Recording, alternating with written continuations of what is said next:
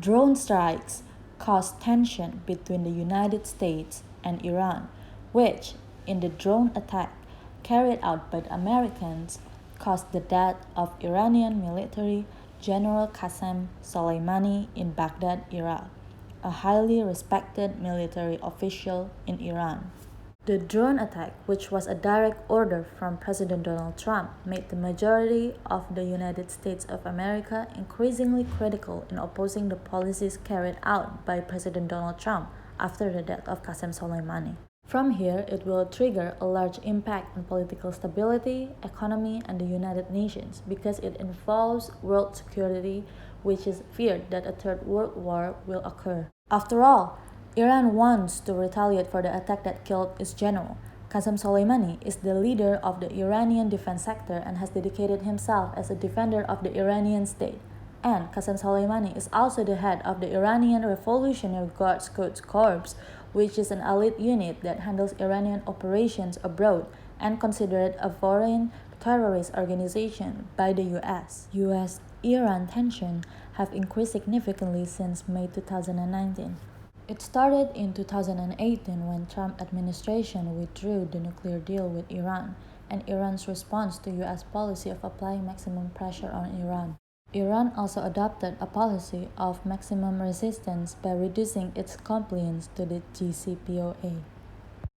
The US has also been giving many sanctions towards Iran and also indicated that they would use all available options to achieve an extension of the arms transfer ban on Iran, provided by UN Security Council Resolution 2231.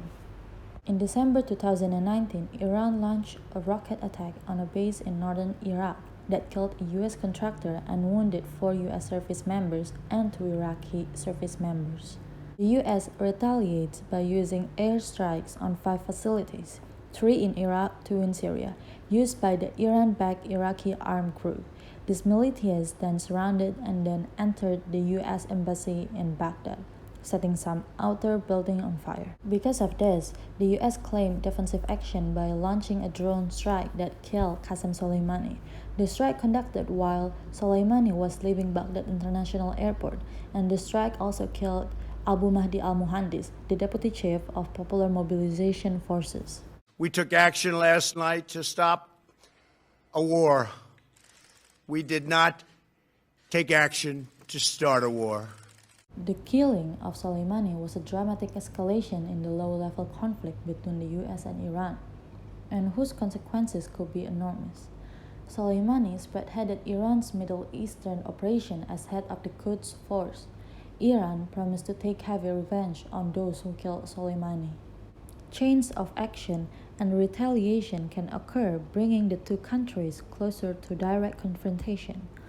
The future of Washington in Iraq can be questioned. Philip Gordon, who is the White House coordinator for the Middle East, described the assassination as a declaration of war by the US against Iran. Over the years, whether in Lebanon, Iraq, Syria, or elsewhere, Soleimani has been a major instigator and powerhouse in expanding and extending Iranian influence through planning attacks and strengthening local Tehran allies.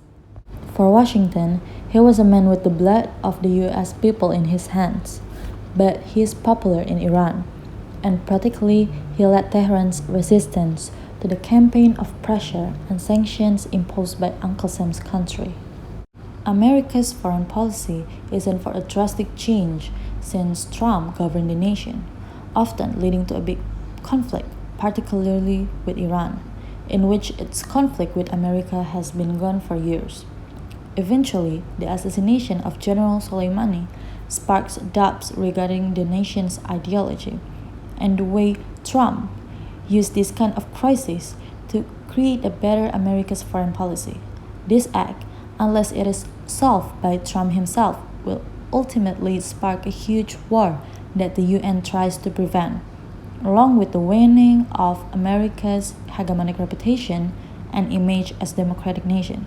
As the time goes on, will the public eventually interfere in battling the Trump administration?